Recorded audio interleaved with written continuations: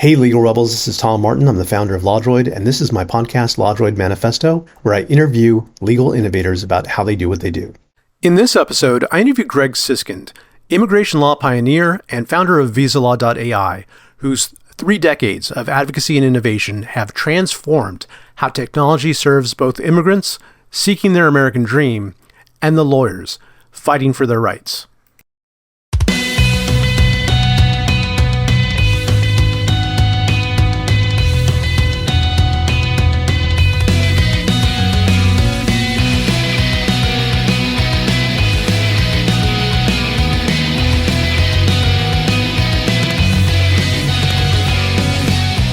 Welcome to the LawDroid Manifesto podcast. I'm Tom Martin, your host. I'm thrilled today to have Greg Siskind on. He is the country's leading immigration lawyer, but he also wears more than one hat. He is also an author of 8 books. And in addition to that, he's also a legal tech entrepreneur.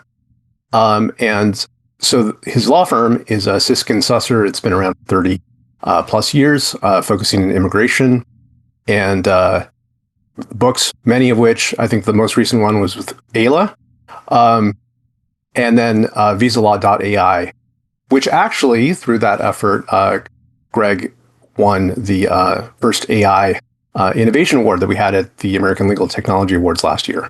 And he's been a great forceful voice for the people, for immigrants and their rights, and greatly appreciate you being on the show today. Greg? Oh, it's my pleasure to be here. And it's especially being interviewed by you, somebody I admire in legal tech as an innovator. So I'm very happy to be here.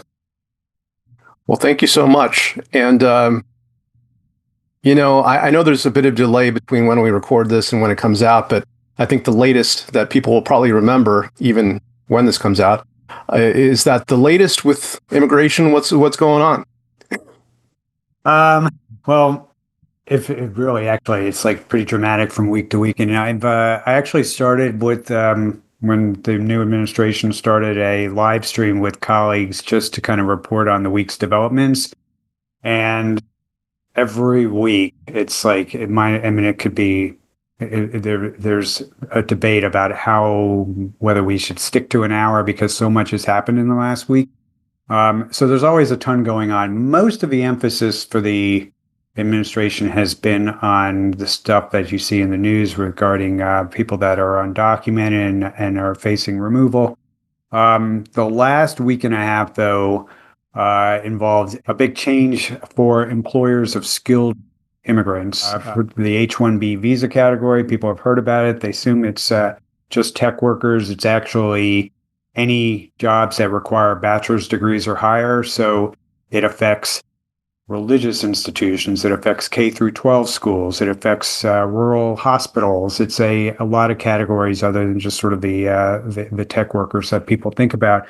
And I have been drafted onto a legal team that's working to challenge a proclamation that the president signed about a week and a half ago that charges a $100,000 tariff per H-1B worker, which is a lot even for your big companies out there, but it's pretty impossible for a church that's planning on paying $100,000 to bring a priest over, or a K through 12 school that's trying to get a math teacher in a rural school district. It's not going to be realistic for those kinds of jobs. So I'm on that team, and it's been an intense last 10 days working on that.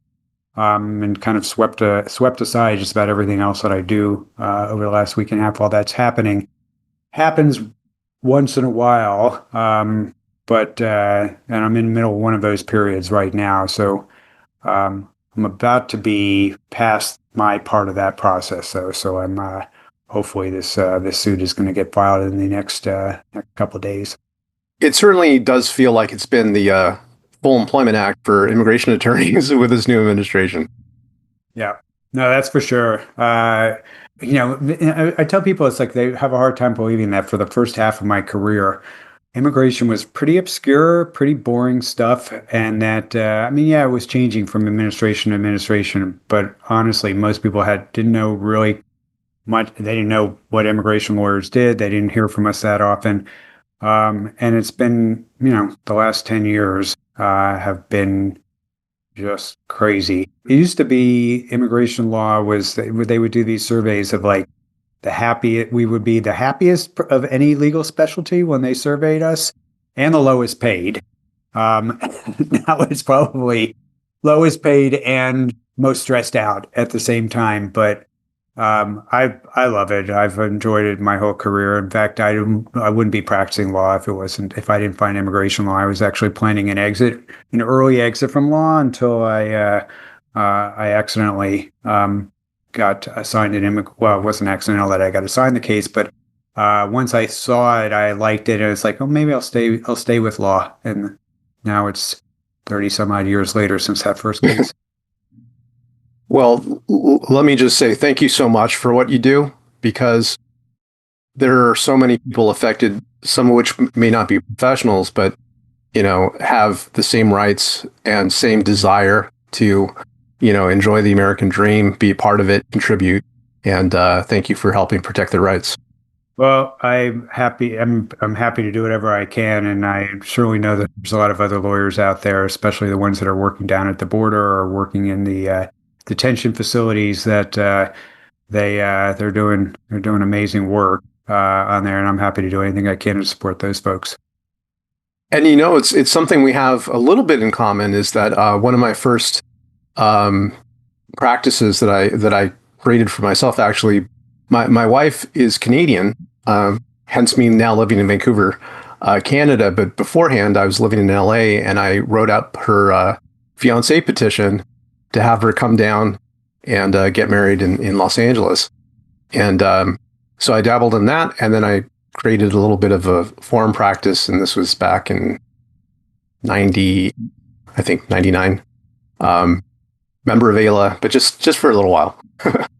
Yeah. Well, it was and that was back in the days where with automation and tech for immigration wasn't nearly as far along as it is now. So you probably had to do a lot of innovation just to be able to have that kind of practice back then. Yeah, but you have taken it all the way forward. VisaLaw.ai, that's pretty exciting. What you've done with that. It was something that started years ago with I think 2015, we started developing AI expert system apps, which is funny to call it AI now because people it's just basically decision trees that produced outputs at the end that were web-based. But that's once the generative AI came around a couple of years ago, we really realized that we could do quite a bit more. So we had we pivoted in 2022 to start working on what people currently see as VisaLaw.ai. We were working on projects before that, but the project that we started with Jen is the name we gave to our product in 2022. Really, kind of was a big change for us from what we had been doing for several years. Yeah, it's really impressive. Also, the work together with AILA and their resources makes it all the more, robust and helpful. But I do, like as the audience knows, this is great. This is great for a teaser for what we'll get back to around the end of it. But I want to ask you about your origin story, because you have an interesting one. And I in prepping to talk with you, you're currently in Tennessee, right? But did you grow up in Miami? I did. I'm a native of Louisville, Kentucky, but my parents, who were New Yorkers that met at the University of Kentucky, and they started their life together in Louisville. Like a lot of New Yorkers, the dream was to make it to Florida. So by the time I was in kindergarten, we were down in Miami, and that's where I grew up. Right. You went to North High School. North Miami Beach, yeah. North Miami Beach, sorry. Yeah, and I was looking at Cheryl Sandberg, who was somebody I knew in high school. Really? Yeah, she was on the debate team. there were a lot of people that were in the debate world back then, like Jeff. Jeff Bezos was in it. I think Ketanji Jackson, the Supreme Court justice, was doing a high school debate around that same time. I think Marco Rubio was. A bunch of people who like turned into a big deal in their lives that were at the different high schools around Miami that were doing what was very competitive high school debate back then. Wow. It must have been, because those are some pretty standout people. Yeah.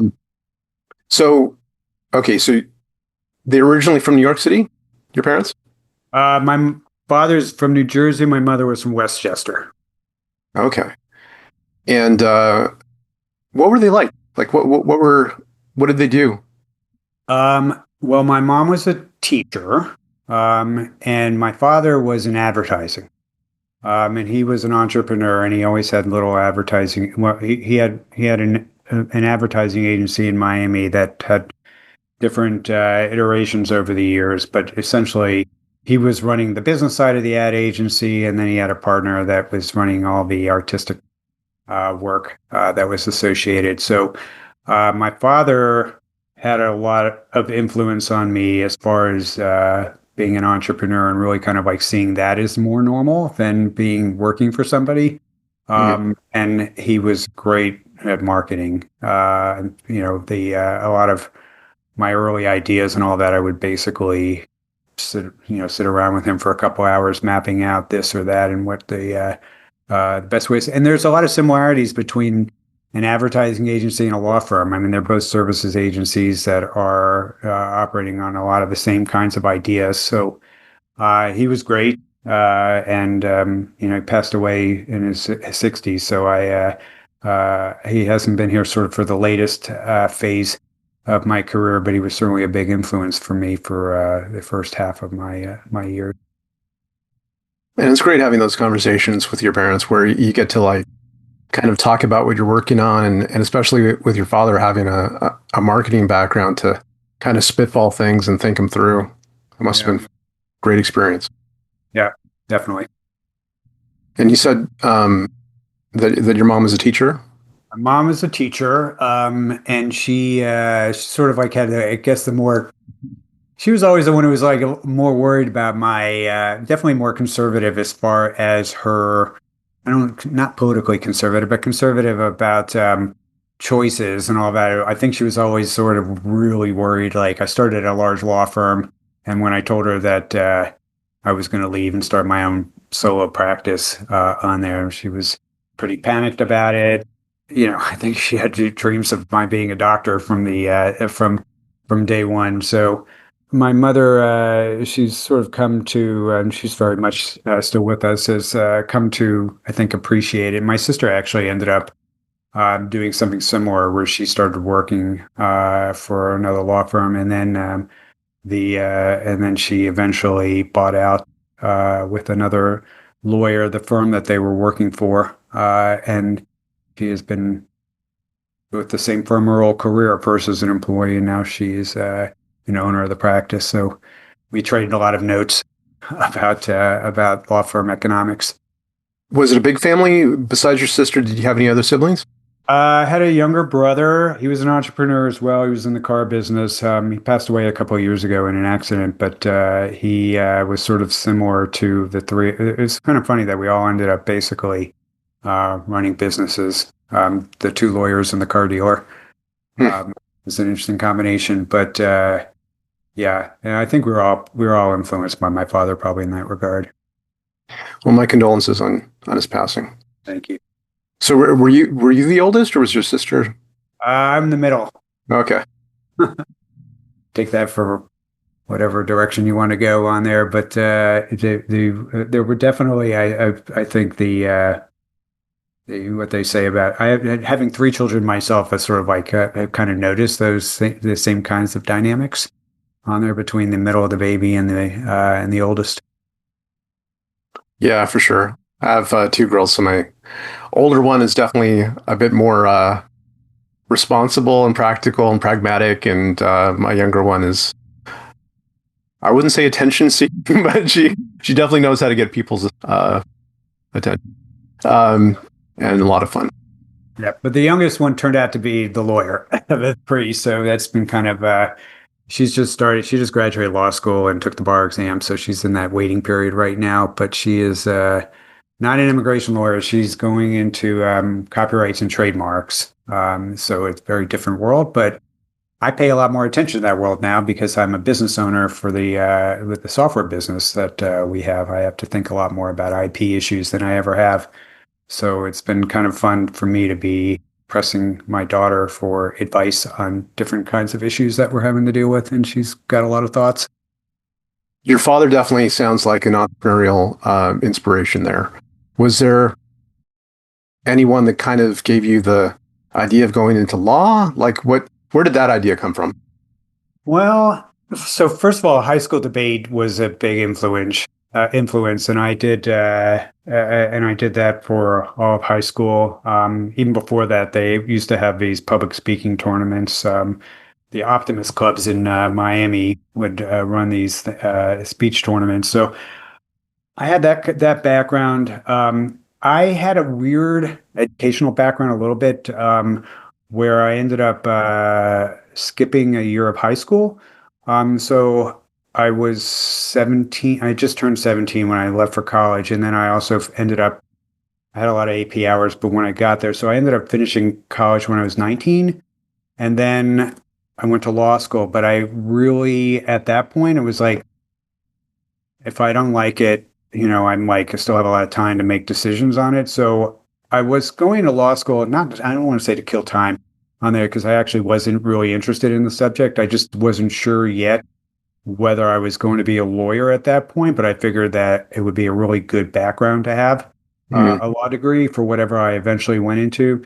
I thought I might be interested in doing something involving legislative drafting, which is not something you would typically think of as an undergraduate that you wanted to get into, but I really liked that field, and I had done an internship in Washington, and that was something I was thinking I was going to get into, where I would get the law degree, maybe practice a very short time, and then try and get a job on Capitol Hill.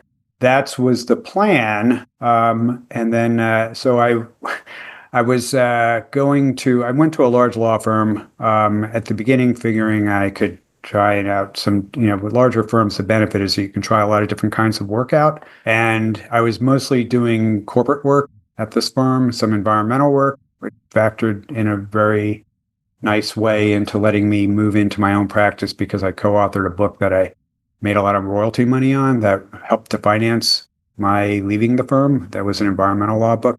But the immigration work was the first thing that actually made me think that, no, I want to stay in law. This was something that I really liked.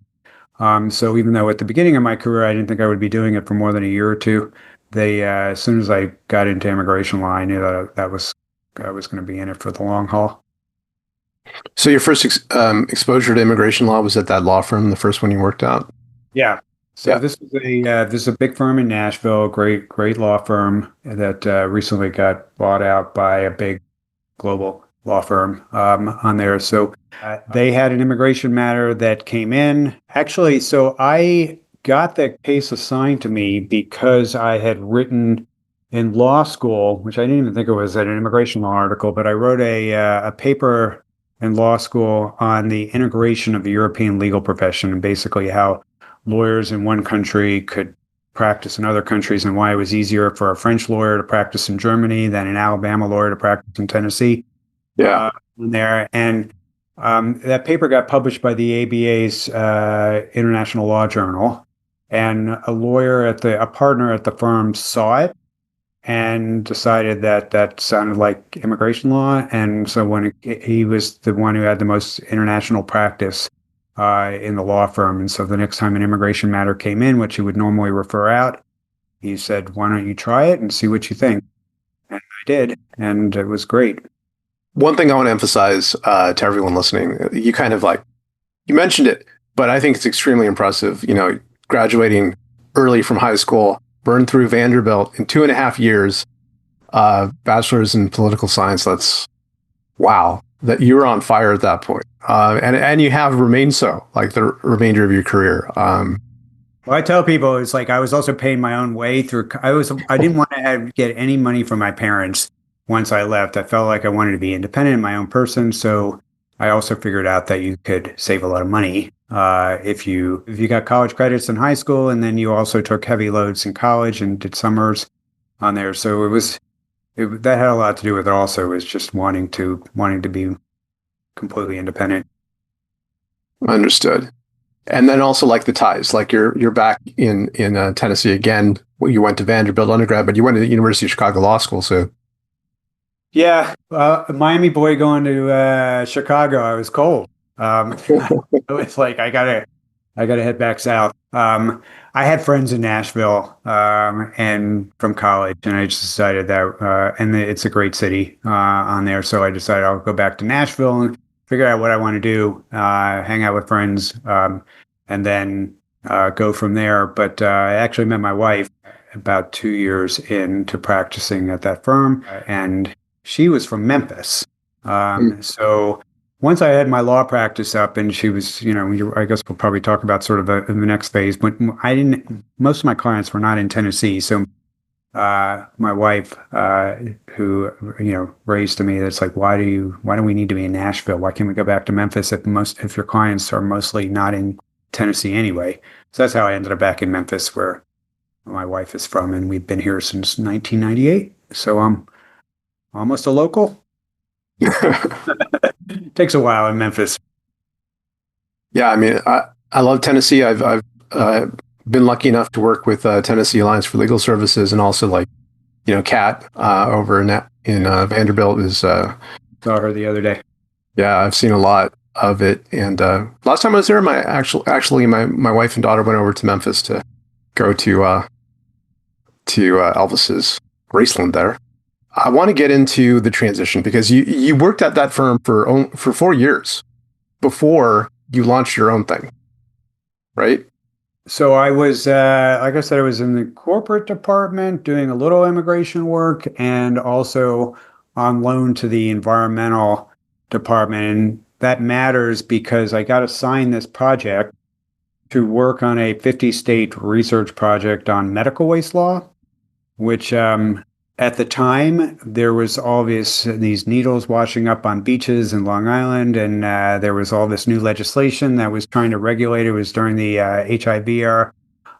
So I work on this project with another lawyer who was the ultimate entrepreneur. This fellow who and he got a book contract for us with Clark Boardman Callahan, which was eventually would become part of Thomson Reuters. And we turned this research project into the Medical Waste Handbook, which is this giant book about medical waste law. And it just came at the perfect moment when all this regulation was happening. And the book made a mint as far as the amount of sales in the first year. So enough that the other lawyer and I could both finance our exits from the law firm. So he started a medical waste collection company and did phenomenally with it. And I used my money to put down on an office condo and live off of the royalties for a few months until I could actually survive with actual legal work. Wow, do legal books make that much money anymore? No. No, they don't. I mean, I do have one book that makes a good chunk of money every year, but it's that was just a completely unexpected, and it was just like winning the lottery, really, as far as like all of a sudden having options that I didn't have up to that point. Well, one of those options was starting your own shop. So Siskind Saucer, how did that come together, and what were your plans at the time? Well, so I had started getting into the internet late 91, early 92, and it was mostly at the time Usenet news groups. The web, I think it was really kind of in 93 that I think the Mosaic browser came out in 93. So I had been, It was kind of, we were just, it's one of these things where a mundane reason why I ended up learning about the internet was I was sharing a secretary with a partner at the law firm, and my work was not getting done because the partner would get all his work done first, and then the secretary would tell me, at the time. So I would end up having to scramble to try and get things typed up and all that. And at the time, it was like dictation and everything like that. So I said, I'm going to buy a computer and be able to just, basically do that on my own as far as the typing and editing and everything like that. The law firm wasn't going to pay for it. I think I bought a CompuDyne. You remember that brand from CompUSA? That was their in-house brand. Oh yeah, yeah. And it was like $3,000, which was like a lot of money for it, but it had a modem on it, and I didn't know anything from like why I would need a modem on there. But once I had it, then I found out about the bulletin boards and things like that, and I discovered that there were a number of these message boards about immigration, which is what I wanted to get into, and so I started answering questions over there, and then getting inquiries for work. So anyway, that was a kind of in the background. I'm starting to appreciate, wow, immigration might actually be a really good practice for the internet because it's all federal, it's all filed by mail, and there's all these people out there living in places where there are not immigration lawyers, particularly college towns on there, which are a lot of them are small towns, but a lot of people who have immigration needs. So that was that was where the light bulb went off that it could be something that would be a good practice. But I kind of was like also fortunate enough, as I said, to suddenly have some money that might allow me a break from being at a large law firm. So I said, okay, I'm going to, the Mosaic browser came out and it's like, what's the next thing that's, how can I make a splash in this area? And it was, let me build a website.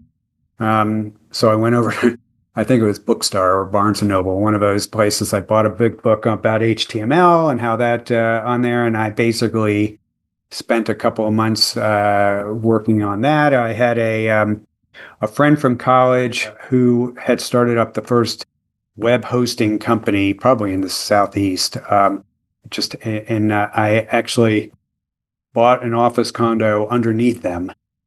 So I was wired up right into their servers for having high-speed internet access back then when I was getting ready to open up opened the office in June '94. The whole plan was to be the first lawyer in the world with the website. I got married Memorial Day that year, and then I took a couple weeks for a honeymoon.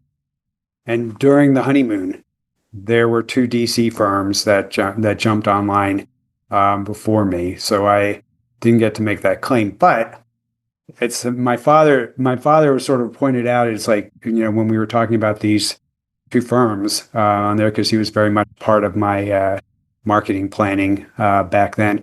He said, who would they rather write about? The little solo lawyer, immigration lawyer in Nashville, Tennessee, or the two big corporate firms, located a couple blocks from each other in Washington, D.C. And he was really absolutely on the mark on that, because I got more publicity in that year than you can imagine. And that was a great launch to that. My law partner, actually, Lynn Susser, was graduating law school in May and studying for the bar exam that summer. So that's the only reason why I was a solo at the beginning. Lynn was very much also part of the planning of this, but had to wait until until her bar results and her swearing in, until the firm became Greg Siskind Attorney at Law, became Siskind Susser. So it's really been Siskind Susser for the whole time, except for those first couple of months where, because of the bar results, it was just the one lawyer's name. But she had a business background that was really important to me as well, that somebody actually understand business principles, where I had a political science degree and I had a father who was good at marketing, but the business side of it was something I lacked. And so that's why it's been a really good partnership over the last 31 years. because of that. Yeah, it's one of the great things to work with others that kind of fill the gaps that we have, and we all benefit from it.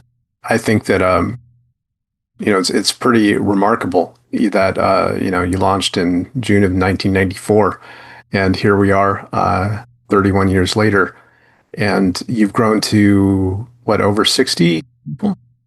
We have, I think the last head count was about 65 people on the law firm side. And then I think on the software side, there's, I think 11 or 12 people over there, and then contractors beyond that. You'd mentioned that if you had your druthers, like you would be focusing on the software side of it. What draws you to that? Well, for me, I'm always interested sort of like on creative ways to innovate around problems. And with immigration law in particular, I mean, there's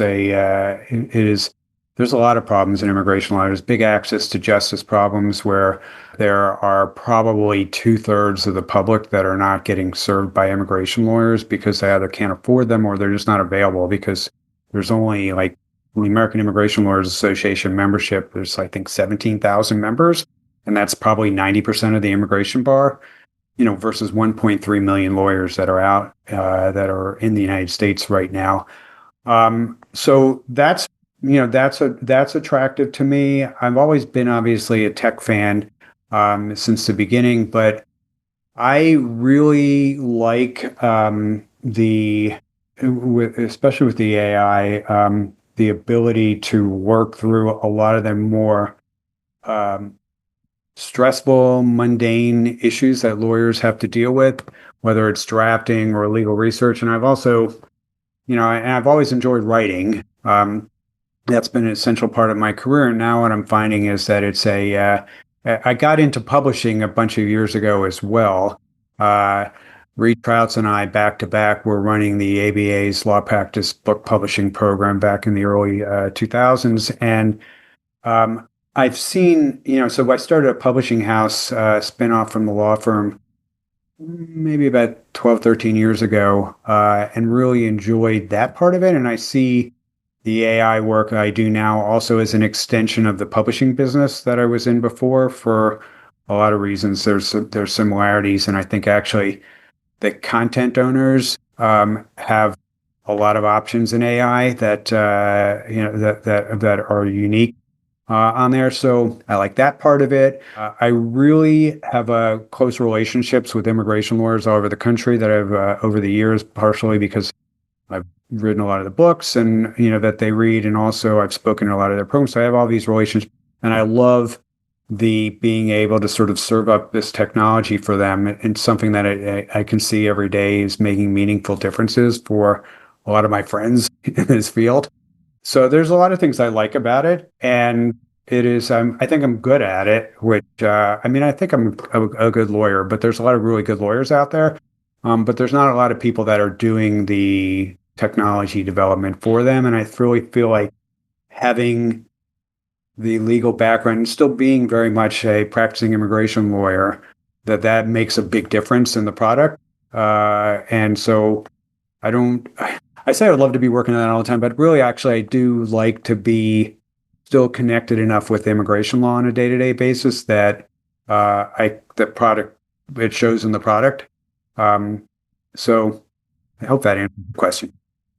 Yeah, definitely. And you see that, right? Because you're essentially like your target customer. So when you use the product and when you make it, like you're basically fine tuning it for yourself. Someone else that I interviewed that's in a similar position as Cecilia Zanidi with GCAI, and her coming from like a general counsel kind of position, like can really adapt the product, and so like that really brings the feedback loop down to seconds or hours or what have you to improve it. Yeah, when I'm using it and I'm seeing that something is not as it's not the way I want it, I can do something about it when the product needs help in one way or the other, and a lot of times when we're testing things out before we release it to everybody, I'm not only able to see from a technical standpoint, I mean, we have developers and all that. I don't claim to be like have the technical expertise that they have, but I can write a good prompt and I can tweak until it works the way I want it to. And I can also look at the answers, for example, in our legal research product and say that this is acceptable, this is not acceptable, this is the way I think lawyers are going to want to see this. And there are a lot of products in our space that are developed by people who don't have a legal background. And I think there's a difference on there when and then we use that tagline for us. It's by immigration lawyers for immigration lawyers on there, and that. But actually, and I try to like lately I've been posting, especially some of this stuff that's coming from the administration, fast and furiously.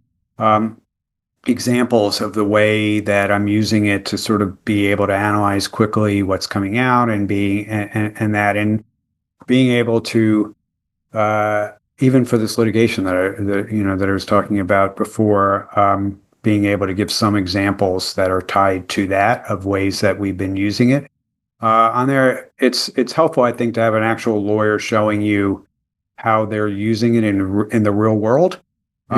Versus a non-lawyer that's sort of trying to describe what it is without really sort of understanding what you're doing. But it's that being said, I think that the products that are out are so there's so many that really excellent products that are out in the space right now that you can, if you're not a lawyer, you could substitute for it by getting lawyers involved as far as testing your product and being part of your development story on there. So it's not something that that's not something that a founder who's not a lawyer couldn't solve, but it just makes it easier. Let me ask you this question. It's one of the bigger questions that has been tossed back and forth, but I think you're in a unique position to speak to it, being, lawyer, technologist, entrepreneur, and all that, which is the one about, is AI going to replace us? Like it is getting like it can answer questions, it could do a workflow, and this is just where we're at right now, right? And it keeps getting better and better every other month practically. So what do you see like being left for us, or how do you think it might work in 2 or 3 years? Well, I mean, first, you still, I think, need good legal judgment to be able to supervise an AI product, even if it can do all of those things for you. You still have to have a good understanding of the practice area and being able to understand sort of how to put it to work for you and for your clients. So I don't see that going away. I also see a lot more time for lawyers to be able to focus on things that require the human touch. So we all know that the number one complaint against lawyers in general is that they are not communicating with their client. Why aren't they communicating with their clients? Because some of them are just don't do it because they don't want to, but a lot of them are not doing as much communication because they don't have time. They are really focused on the day-to-day. And, I would like to think that when lawyers can delegate a lot more of their day-to-day work to an AI, that it will give them a lot more time to be the consigliere, the advisor, the close advisor to their clients, and kind of like, guide them through the process, the Sherpa, essentially getting them to the summit for what they're trying to achieve from an immigration perspective or from any other legal perspective. That is, and that I think is one of the biggest things that people want is their lawyer to be playing that role. So I think lawyers that I've said this in CLE programs that AI is not going to replace lawyers. It's going to replace lawyers with bad personalities. Meaning that if you don't like clients and you're sort of just completely focused on output and legal work product, and you do a good job in that space, there will always be a role, but it's not going to be. You're probably not going to rise to the top in the same way that you've been able to.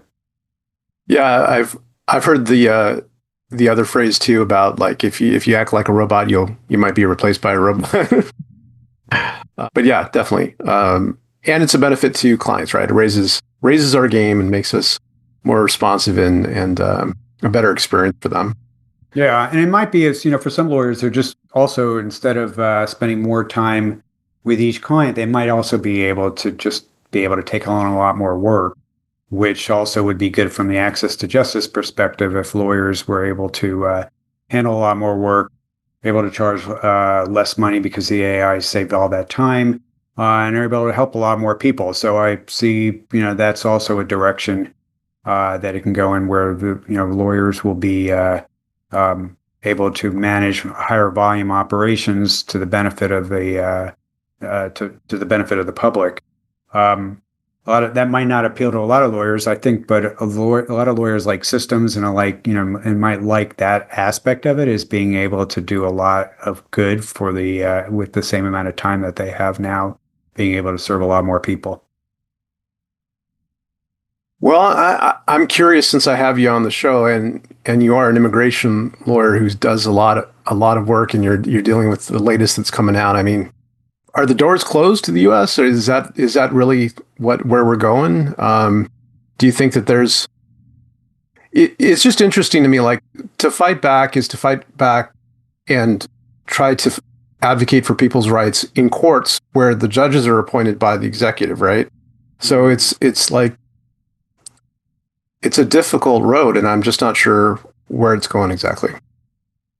Well, I think the answer is that I mean, first of all, we've been through this before. So did immigration slow down from 2017 to 2021? Yes.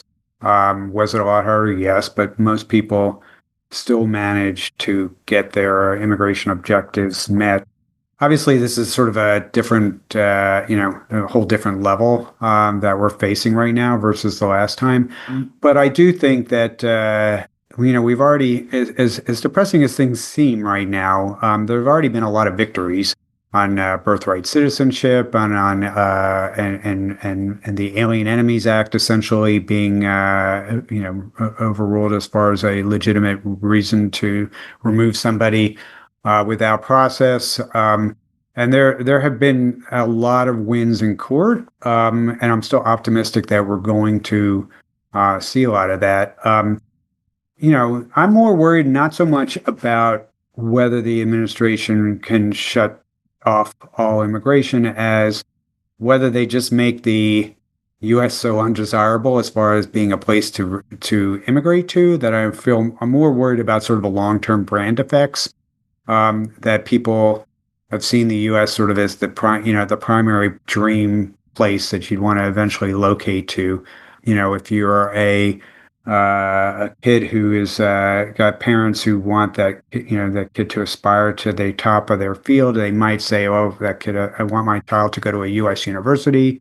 If you are, a refugee, where have you always seen the country that is where the golden door is? It's the United States, and so I worry a lot more about whether that's going to go away and how quickly it can go away. Hopefully, not too quickly. But this administration will be gone at some point. But the question is, I think whether they will have done so much damage to the brand that some other country will have replaced us already by that point, or other a combination of countries. So we will see. On the other hand, I think U.S. has had plenty of dark periods in our history on there, and that people still still came and they always seemed to bounce back. So Well, here's hoping for bouncing back. yeah. And speaking, like a couple of things I want to ask you about before we close out is you obviously got so much going on. Like there are so many, like this wave of cases you're dealing with right now and organizing everyone in that regard. And then you have, Visa Law AI, and then I don't know if maybe you're even working on a new book now. But you have a lot going on. How do you how do you do it? Like, what's a tip for the audience about how they might be able to pull that off? Um, well, it seems I'm pulling it off this in an ideal way. I will, although I was working on some more, crazy balances, pretty much my whole career, but my kids are older now, so that helps a lot when, I don't want to say that there's no hope if you have little kids, as far as being able to manage a lot, but for, if you have family obviously comes first in so it helps a little bit, that I don't have those day-to-day responsibilities anymore. But I think it's just a lot of it's just staying organized. Certainly, there's a lot of tech tools that help you stay organized in ways that you couldn't before. Um, I've also scaled to the point where a lot of the day-to-day work that as an immigration lawyer is at our firm is being handled by other people. So that helps a lot where you can kind of have the ability to change your job description around, focus on the things that are the most important to you. And sometimes I find overlaps where something I'm doing for one is really beneficial to the other. So that's helped a lot. For example, I do like a live stream every week about what's the developments in immigration law I do with colleagues from the law firm. But that also helps as well. And I'm managing the curator for the library that we maintain for our AI product on there, and it helps a lot to be very familiar with everything that's happening in the space to make sure that the library itself is being updated as well. So I can do some crossover there.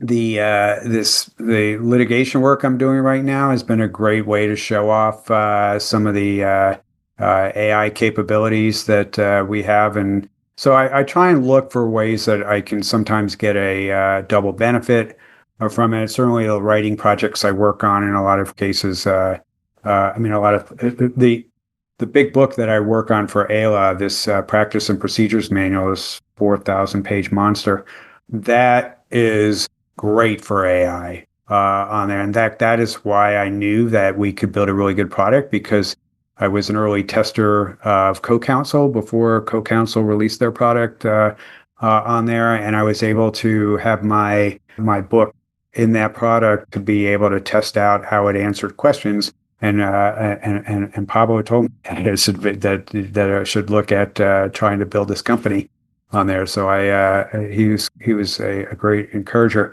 on there. But I sometimes find ways that I can sort of leverage what I'm doing in one space to help me in another.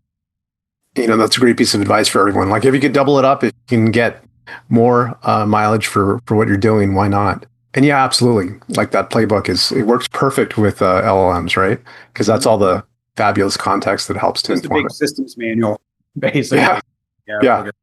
So related to that, after being so busy and doing all of these things in all these different ways, from writing books to AI to practicing immigration law, what makes it worthwhile for you at the end of the day? Well, I mean, first off, what attracted me initially was that it's substantively just a super interesting area of law. I always have thought that sort of the whole country's history is intertwined with developments in immigration law, whether you went back to the Alien Enemies Act or you went, forward through the Chinese Exclusion Act and through the, all the developments throughout at American history. I thought that was really interesting. And also I mentioned my interest in a Capitol Hill career, but immigration law changes a lot more than almost any other area of law. So, and every administration thinks that they can fix it, whatever their views are on it. So that part of it's always been really important. Immigration lawyers, I think, are a kind of a unique bar as far as the types of personalities. So I've always loved my colleagues all over the country. It is very collegial. Maybe it's that the government's the common opponent here, and that we all are interested in kind of in helping each other out. But I like that. I just saw, by the way, that the immigration bar is now 70% women. And that's been sort of over the years has been progressively more and more. And I think there might be you can do some analysis maybe why women are attracted to immigration law, but I think a lot of it comes down to it's like you really see the results of your work in, very tangible ways and I'm a firm believer in the rights of people to live where they want to live. And the United States is their choice. I would like to make it possible for them to be here. But so I really love the results of every time I win, I feel great about it. I'm not so sure in other areas of law if you sort of get the same, really the same feeling after if you've closed your deal, the deal's closed, or you've been in litigation and you got a better result than the other side did. Maybe, but I don't know. An immigration lawyer still doesn't get an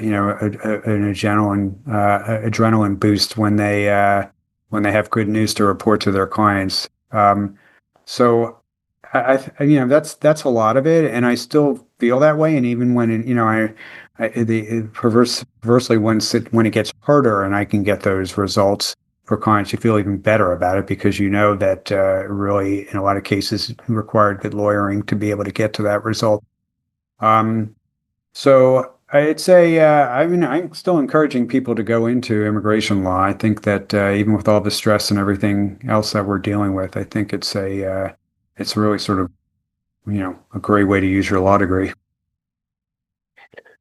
Well, it's a great thing that you've done, and that all immigration lawyers do. But I especially appreciate what you've done over the past 30 years in helping people and defending their rights and making a difference. It's been a wonderful career so far, and I look forward to seeing more of what you're doing.